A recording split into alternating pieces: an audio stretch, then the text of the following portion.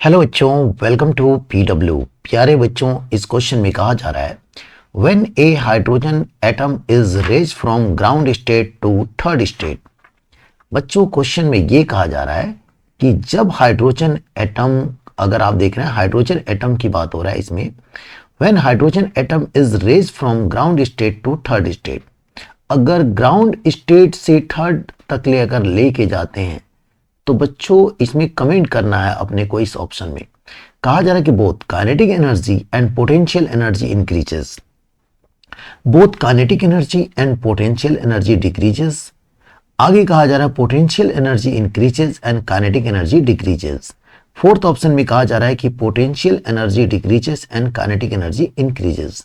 बच्चों, अगर आप इसमें देखेंगे, अगर ध्यान से अगर इसमें देखें तो अगर आप जानते हैं कि ये ऑर्बिट 1 से 3 तक अगर यहां पे जा रहा है तो अपने पास जो पोटेंशियल एनर्जी का फॉर्मूला होता है बच्चों, वो क्या होता है?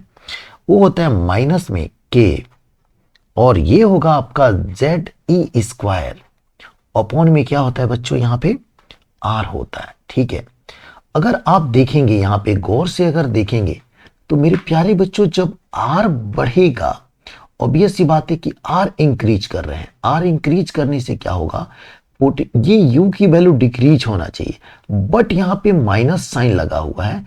इसका मतलब ये होगा बच्चों कि यू की वैल्यू यहां पे क्या होगा, इंक्रीज होगा। क्या होगा?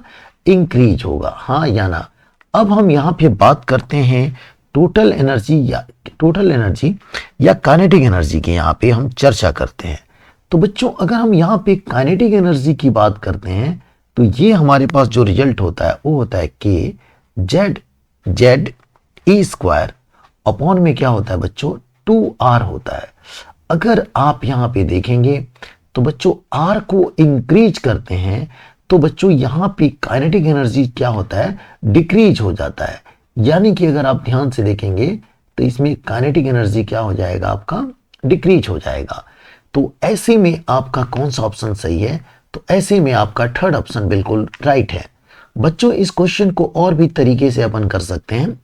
अगर आप देखेंगे तो आपको फॉर्मूला याद होगा, सिंपल से जो फॉर्मूले थे, कौन सा फॉर्मूला था मैं आपको यहां बता देना चाहता हूं कि अगर हम बात करते हैं टोटल एनर्जी की, बात करते हैं किसकी, टोटल एनर्जी की अगर बात करते हैं तो ये हमारे पास होता है माइनस में 13.6, और अब अगर हाइड्रोजन की बात हो रहा है तो जेड की जगह पे 1 पुट कर देंगे तो नीचे प्यारे बच्चों यहां पे हो जाएगा आपका एन स्क्वायर। ये इलेक्ट्रॉन वोल्ट में होता है कि नहीं होता है?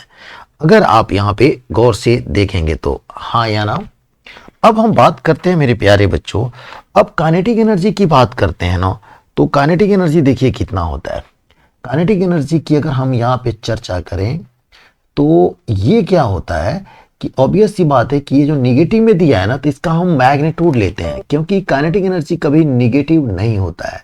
तो बच्चों हम ऐसे लिख सकते हैं, ये हो जाएगा आपका 13.6 अपॉन में क्या हो जाएगा, एन स्क्वायर इलेक्ट्रॉन वोल्ट हो जाएगा। हाँ या ना? ऐसे होगा कि नहीं होगा?